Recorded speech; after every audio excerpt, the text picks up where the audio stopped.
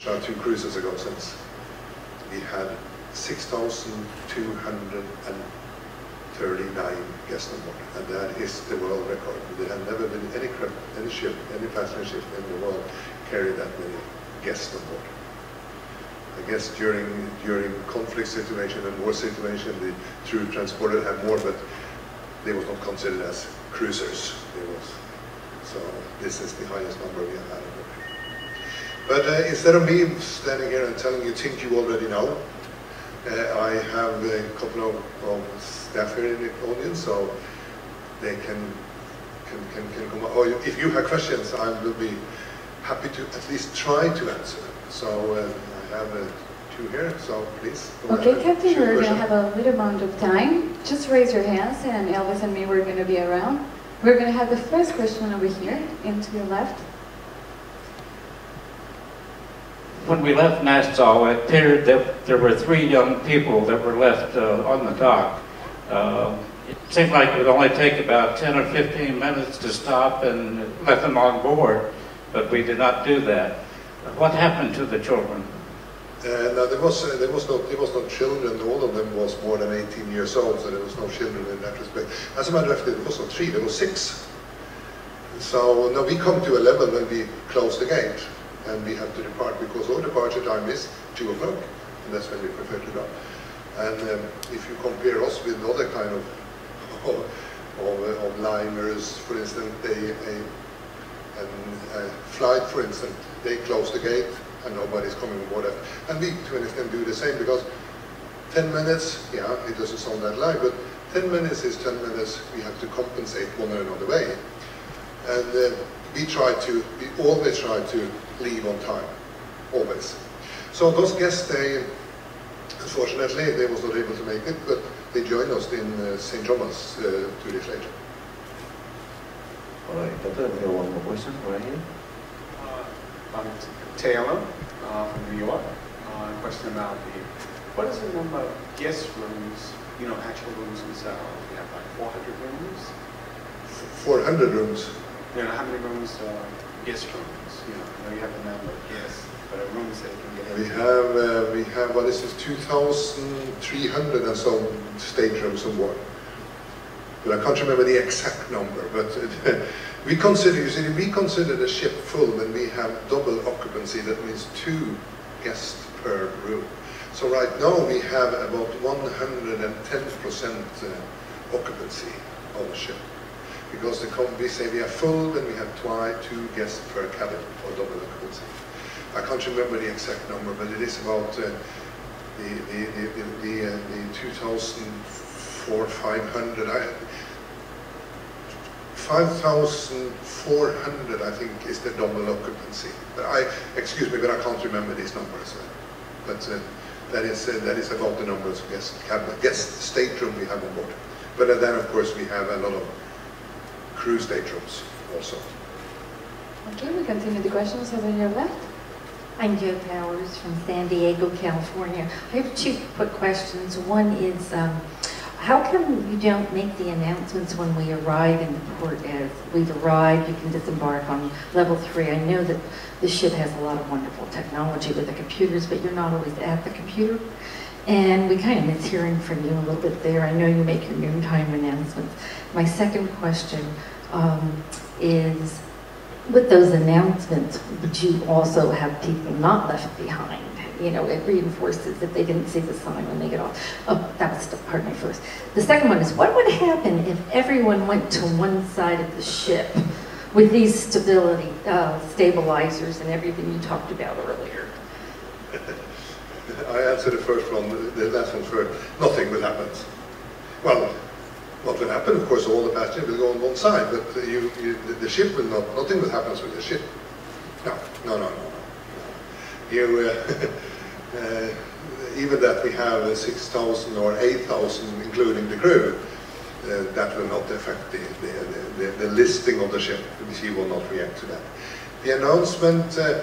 The reason why I don't do announcements mainly because there is other activities going on board, and when I can of course go in what we call in different groups and I can make certain announcements, but I don't want to interfere with other activities. with my announcement.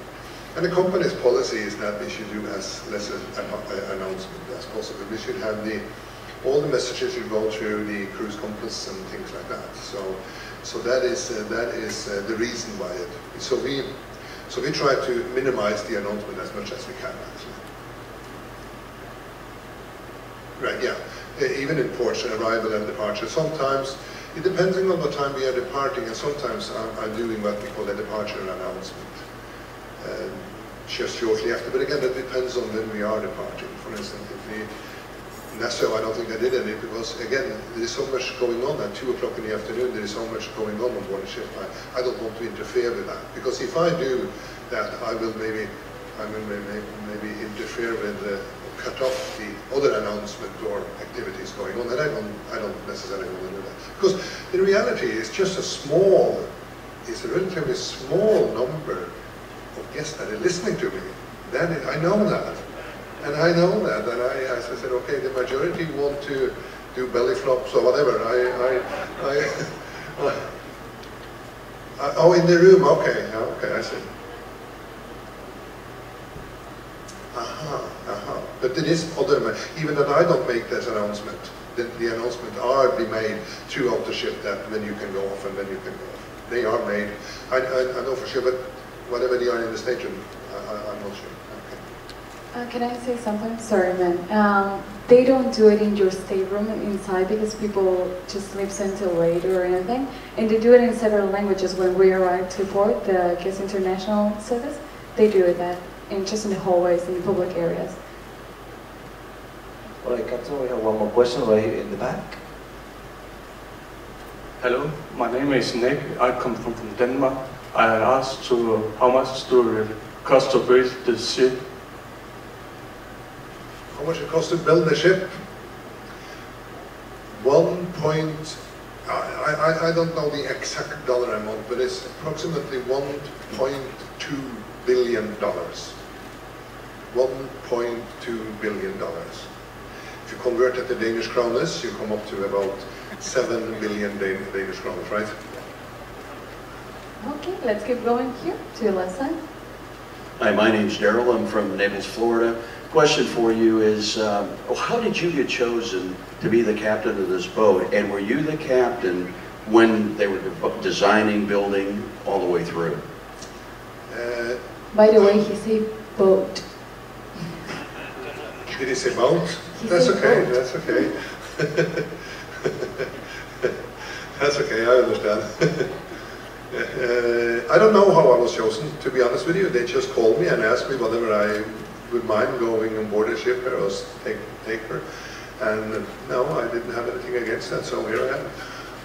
But I was not on board during the crossing. My first assignment to this ship here was in the 9th of January or this year, actually. But the company called me about 2 years before, because that was the time they decided who was going to be the captain of Oasis overseas. When she came up to service, and they called me, it must have been sometimes in 2007, they called me and asked me. And so I was very much aware of that I was going here, and the date was set relatively far way back in. So, but I was not in Finland during the constructions, and I was not on board during the crossing. I heard about the crossing, but I was not there. Okay, we have the time for just a couple questions more. We're here, please. Hi, my name's Brad from California. One of the crew mentioned that a large wave hit the ship in the open ocean. Don't know if that's true, and if so, I was just curious what that was like. Well, that was definitely not when I was on board here. There have been waves, some of them has been bigger than others, yes, but nothing unusual in that respect.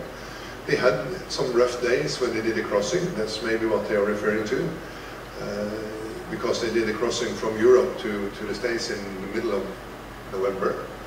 And I don't know how many of you have done crossing from North Europe in November to across the Atlantic Ocean. I have done many, and yeah, you can have good waves there. And some of them was about 60 feet long, 60 feet, so there was some motion in the ship, yeah. But that's probably what you're referring to, because I have not